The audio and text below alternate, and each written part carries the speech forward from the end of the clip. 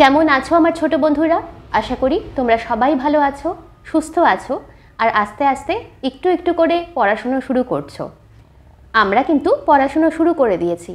আজকে আমাদের পড়ার বিষয় ক্লাস 8-এর ইতিহাস। তোমাদের ক্লাস 8-এর ইতিহাসের প্রথম পর্যায়ক্রমিক মূল্যায়নের যে দুটি অধ্যায় আছে তার মধ্যে থেকে প্রথম অধ্যায় অর্থাৎ তোমাদের বইয়ের দ্বিতীয় অধ্যায় আঞ্চলিক শক্তির উত্থান, এই অধ্যায়টি আমরা পড়া শুরু করে দিয়েছি। এই অধ্যায়ের প্রথমেই বলা হয়েছে কিছু আগের কথা, পুরনো কথা, যেমন ভারতে মুঘল সাম্রাজ্যের পতন কিভাবে হয়েছিল সেই কথাটি বলা হয়েছে এবং সেটি সম্পর্কে তোমাদের প্রশ্নও আসতে পারে। তাই সেই বিষয়ে বিস্তারিত আলোচনামূলক একটি ক্লাস আমি আগের দিন তোমাদের সাথে নিয়েছি। অবশ্যই তোমরা সেই ক্লাসটি দেখে এসো, কারণ সেই অংশটা যদি তোমরা না বোঝো তাহলে কিন্তু আজকের যে অংশটা আমি পড়াবো সেটা তোমরা বুঝবে না। এই অধ্যায়টি থেকে আমি তোমাদের পরপর 5টি ব্যাখ্যামূলক ভিডিও দেব। সেখানে তোমাদের প্রথমে মুঘল সাম্রাজ্যের পতনের কারণ থেকে শুরু করে পলাশির যুদ্ধ অবধি বোঝানো হবে এবং এই পরপর ভিডিওগুলো যদি তোমরা ঠিকমতো না দেখো, হঠাৎ করে একটা দেখলে সেটা তোমরা সেখান থেকে বুঝতে পারবে না। তাই প্রথম থেকে একদম শুরুর থেকে শুরু করবে ভিডিওগুলো দেখা।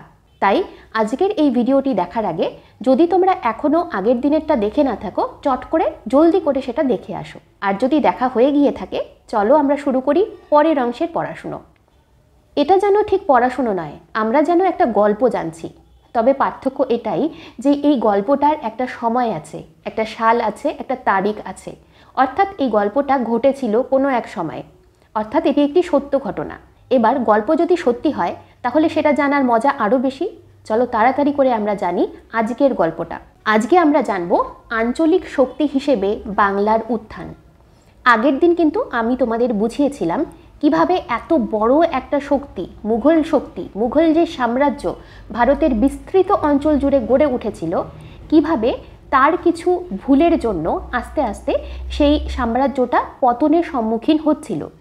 এবং যখন একজন রাজা এক জায়গায় বসে আছেন এবং একটি বড় অঞ্চলে রাজত্ব করছেন, কিন্তু কিছুদিন পরে তিনি আর রাজত্ব করতে পারছেন না, মানে তার শাসন কার্যটা তিনি ঠিকমতো চালাতে পারছেন না। কেন পারছেন না তার কারণগুলি আগের ক্লাসে বলেছি। এবার যখন পারছেন না তখন কি হবে, তিনি যেই সব কর্মচারী নিযুক্ত করে রেখেছেন বিভিন্ন জায়গায় তার রাজকার্য সুষ্ঠুভাবে চালানোর জন্য, সেই রাজকর্মচারীরা আস্তে আস্তে শক্তিশালী হয়ে ওঠেন।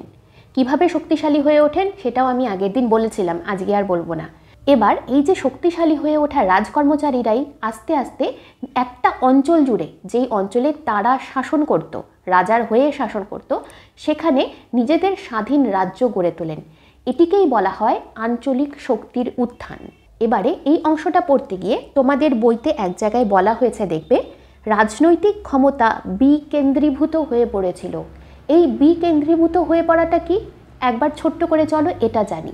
বিকেন্দ্রীভূত কথাটির বিপরীত হলো কেন্দ্রীভূত, অর্থাৎ একটা অনেক বড় অঞ্চল, সেখানে একটি কেন্দ্র আছে। যেমন মুঘল সাম্রাজ্যের কেন্দ্র ছিল দিল্লি। দিল্লিতে রাজারা বসে থাকতেন এবং সেখান থেকে তাদের শাসন ক্ষমতাটা তারা পরিচালনা করতেন। কিন্তু এই পুরো শাসন ব্যবস্থাটার সর্বেসর্বা কারা ছিলেন, মাথায় কারা ছিলেন, টপে কিন্তু ছিলেন তারা বাবর, হুমায়ুন, আকবর, জাহাঙ্গীর, শাহজাহান, অরঙ্গজেব। এই 6 জন সম্রাটের কথা আমরা প্রথমে পড়েছি। এরা কিন্তু ছিলেন একচ্ছত্র অধিপতি, অর্থাৎ তাদের যে পুরো সাম্রাজ্যটা ছিল, তাদের সাম্রাজ্যটা কিন্তু চলতো এদের কথা অনুযায়ী। হ্যাঁ, এদের সময়েও বেশ কিছু আঞ্চলিক শক্তি মাথাচাড়া দিয়ে উঠেছে, তারা কিন্তু সেখানে গিয়ে সেগুলোকে দমন করেছেন। কিন্তু এবার যদি পরিস্থিতিটা এমন হয়ে যায় যে আঞ্চলিক শক্তিরা মাথাচাড়া দিয়ে উঠল, কিন্তু যেসব সম্রাটরা বসে আছেন দিল্লির সিংহাসনে তারা আর পারছেন না যে সেই আঞ্চলিক শক্তিটাকে দমন করবেন, তখন কি হবে, তাদের যে এই কেন্দ্রীভূত ক্ষমতাটা ছিল, তাদের সমস্ত ক্ষমতা এই কেন্দ্রে ছিল। কেন্দ্রে যিনি থাকতেন তিনি এই পুরো সাম্রাজ্যটাকে নিজের অধীনে রেখেছিলেন, সেটা কিন্তু আর থাকলো না। অর্থাৎ কেন্দ্র থেকে ক্ষমতাটা নানা অঞ্চলে ভাগ হয়ে গেল। এটাকেই বলা হচ্ছে ক্ষমতার বিকেন্দ্রীকরণ। বুঝতে পারলে ক্ষমতার বিকেন্দ্রীকরণ কাকে বলে এবং কিভাবে মুঘল সাম্রাজ্যের শেষের দিকে আস্তে আস্তে বিভিন্ন আঞ্চলিক শক্তি গড়ে উঠেছিল। আঞ্চলিক শক্তির মধ্যে 3টে আঞ্চলিক শক্তির কথা তোমাদেরকে বলা হয়েছে, আমি আগের দিনও বলেছি। সেখানে ছিল অযোধ্যা, হায়দ্রাবাদ এবং বাংলা। তার মধ্যে আঞ্চলিক শক্তিরূপে বাংলার উত্থান আমাদের খুব ভালোভাবে জানতে হবে। বাংলার উত্থান যদি আমরা ঠিকমতো জানতে পারি তাহলেই আমরা জানতে পারবো পলাশীর যুদ্ধের কারণ, এবং পলাশীর যুদ্ধ না জানলে আমরা কিন্তু জানতে পারবো না কিভাবে ব্রিটিশরা আমাদের দেশে তাদের শাসন প্রতিষ্ঠা করেছিল। তাই ব্রিটিশদের শাসন প্রতিষ্ঠার কারণ জানতে গেলে আমাদের পলাশীর যুদ্ধের কারণ জানতে হবে, এবং পলাশীর যুদ্ধের কারণ আমরা খুঁজে পাবো আঞ্চলিক শক্তি হিসেবে বাংলার উত্থানের মধ্যে দিয়ে। তোমাদের বইতে প্রথমে কি বলা হয়েছে দেখে নাও। তোমাদের বইতে 14 নম্বর পৃষ্ঠার শেষে দেখবে বলা হয়েছে বাংলা। সেখানে বলা হয়েছে সুবা বাংলার রাজস্ব ঠিকমতো আদায় করার জন্য মুর্শিদ কুলি খানকে বাংলার দেওয়ান হিসেবে পাঠিয়েছিলেন সম্রাট অরঙ্গজেব। তাহলে মুর্শিদ কুলি খানকে প্রথমকে নিয়োগ করেন বাংলার সুবাদার হিসেবে অরঙ্গজেব নিয়োগ করেছিলেন। মনে রাখবে অরঙ্গজেব কিন্তু মুর্শিদ কুলি খানকে নিয়োগ করেছিলেন, এবং তারপরে কিন্তু একটা অনেক বড় সময় ধরে মুর্শিদ কুলি খান বাংলায় রাজত্ব করেছিলেন। এবার তোমরা সবাই জানো অরঙ্গজেব মারা গিয়েছিলেন 1707 খ্রিস্টাব্দে, এবং অরঙ্গজেব মুর্শিদ কুলি খানকে নিয়োগ করেছিলেন 1700 খ্রিস্টাব্দে।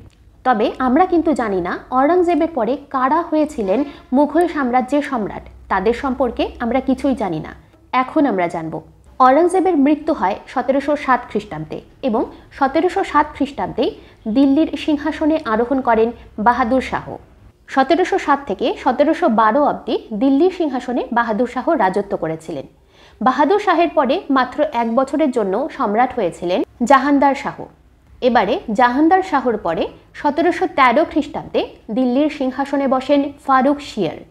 এই ফারুক শিয়ার কিন্তু তোমাদেরকে ভালোভাবে পড়তে হবে। ফারুক শিয়ারের কিছু কার্যাবলী ছিল যেগুলোকে আমরা পরবর্তীকালে ভালোভাবে পড়ব, সেটা সম্পর্কে আমরা পরে জানব। প্রথমে আমরা দেখো একটা ঘটনাক্রম জানব। আমরা জানলাম মুর্শিদ কুলি খানকে বাংলার দেওয়ান হিসেবে নিযুক্ত করেছিলেন অরঙ্গজেব 1700 খ্রিস্টাব্দে। এবার অরঙ্গজেবের পরে পরপর আমরা কয়েকজন সম্রাটের কথা জানলাম যারা রাজত্ব করেছিলেন। তারা কারা ছিলেন? তারা পরপর ছিলেন বাহাদুর শাহ, জাহানদার শাহ এবং ফারুক শিয়ার। এবং সময়ের ব্যবধান কতটা ছিল? প্রায় 17 বছর।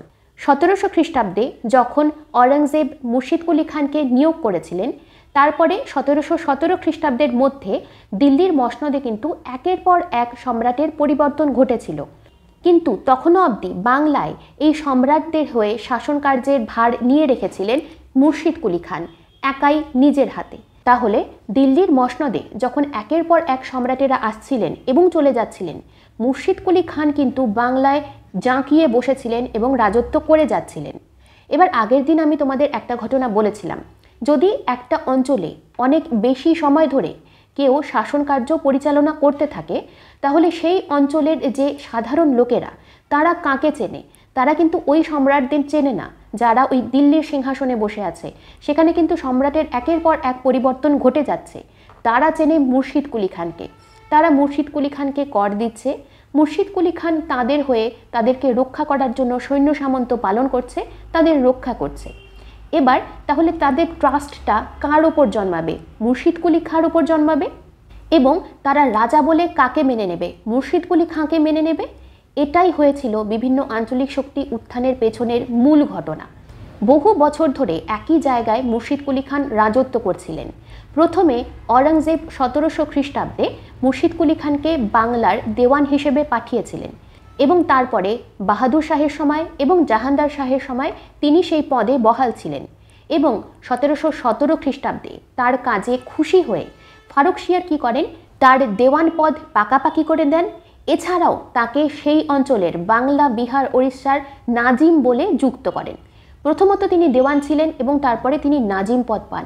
অর্থাৎ তার যে ক্ষমতাটা ছিল, তার ক্ষমতাটা বাংলায় আরও সুদৃঢ় হয়ে যায়, এবং তার হাত ধরেই আস্তে আস্তে বাংলা মুঘল সাম্রাজ্যের মধ্যে থেকেও একটি আলাদা স্বতন্ত্র আঞ্চলিক রাজ্য হিসেবে মাথাচাড়া দিয়ে ওঠে।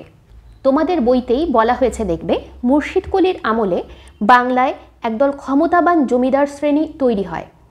তারা নাজিমকে নিয়মিত রাজস্ব দেওয়ার বদলে নিজেদের অঞ্চলে ক্ষমতা ভোগ করতেন। এছাড়াও মুর্শিদ কুলির আমলে বাংলার রাজনৈতিক পরিস্থিতি ব্যবসার পক্ষে অনুকূল ছিল। স্থল ও সমুদ্রপথে নানান দ্রব্য সুবা বাংলা থেকে রফতানি করা হতো। হিন্দু, মুসলমান ও আর্মেনীয় বণিকরাই ওই ব্যবসায় প্রভাবশালী ছিল। তাহলে বুঝতেই পারছো সেই সময় কিন্তু বাংলার একটি বিশেষ গুরুত্বপূর্ণ জায়গা ছিল। অর্থনৈতিকভাবে বাংলা এগিয়ে যাচ্ছিল, ব্যবসার সেখানে উন্নতি হচ্ছিল এবং সেখানে বেশ কিছু বড় বড় জমিদার শ্রেণী গঠিত হয়েছিল, যাদের যথেষ্ট নিজস্ব আর্থিক শক্তি ছিল, কিন্তু যারা ছিল মুর্শিদ কুলি খাঁর অধীনেই। এইসব অভিজাত শ্রেণী এবং জমিদার শ্রেণীর কথা বলতে গিয়ে আমরা একজনের নাম পেয়েছি, তাকে বলা হতো জগৎ শেঠ। এই জগৎ শেঠ সম্পর্কে কিন্তু তোমাদের টিকা আসতে পারে, তার সম্পর্কে আমি আলাদা করে পড়াচ্ছি না, তোমরা পড়ে নিও। এবারে আমরা জানব মুর্শিদ কুলি খানের পরে কে এই বাংলার শাসনভার গ্রহণ করে। 1727 খ্রিস্টাব্দে মুর্শিদ কুলি খাঁ মারা যান এবং তারপরে তার কোনো যোগ্য উত্তরসূরি ছিল না। তবে তারপরে সুজাউদ্দিন এবং সরফরাজ খাঁ বাংলায় রাজত্ব করেছিলেন খুব অল্প সময়ের জন্য, কিন্তু তারা যোগ্য ছিলেন না। তাদেরকে হটিয়ে একটু আগেই যে ক্ষমতাবান জমিদার শ্রেণীর কথা বললাম, সেই জমিদার শ্রেণীদের মদতে, জগৎ শেঠের মদতে আলীবর্দী খাঁ বাংলায় নিজের রাজত্ব স্থাপন করেন। আলীবর্দী খাঁ সম্পর্কে তোমাদের বইতে কি বলা হয়েছে দেখে নাও। বলা হয়েছে, বাস্তবে আলীবর্দী খানের শাসনকালে মুঘলদের হাত থেকে সুবা বাংলার অধিকার বেরিয়ে যায়। শাসনতান্ত্রিক কোনো খবরাখবরই দিল্লির মুঘল সম্রাটকে জানানো হতো না। তাছাড়া নিয়মিত রাজস্ব পাঠানোর ব্যবস্থাও বন্ধ হয়ে যায়। তাহলে বুঝতে পারছো, মূলত আলীবর্দী খানের সময় থেকে কিন্তু বাংলা আলাদাভাবে একটি আঞ্চলিক শক্তিরূপে আরও বেশি করে মাথাচাড়া দিয়ে ওঠে। মুর্শিদ কুলি খানের সময়ে বাংলার যে রাজস্বটা পাঠানো হতো মুঘল দরবারে, সেটিও আলীবর্দী খান বন্ধ করে দেন। এই আলীবর্দী খানের শাসনকালের একটি প্রধান ঘটনা ছিল মারাঠাদের আক্রমণ। বাংলায় সেই সময় মারাঠা শক্তিরা আক্রমণ করছিল।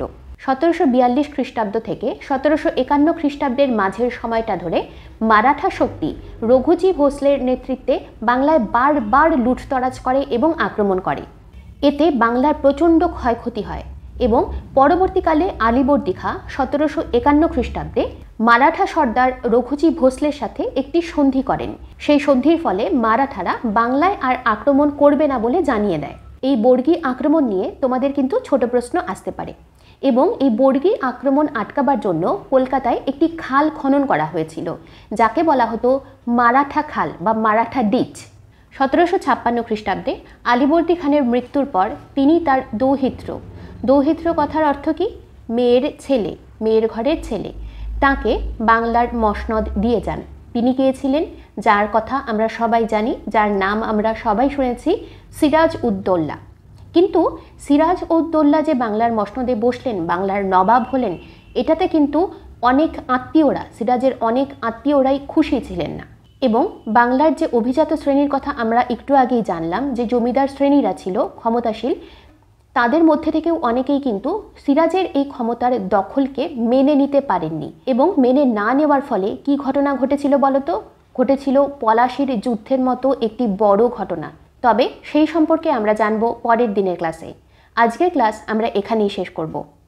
পরের ক্লাসে আমরা আলোচনা করব ফারুক শিয়ারের ফরমান নিয়ে। অবশ্যই তোমরা সেই ক্লাসটিও দেখো।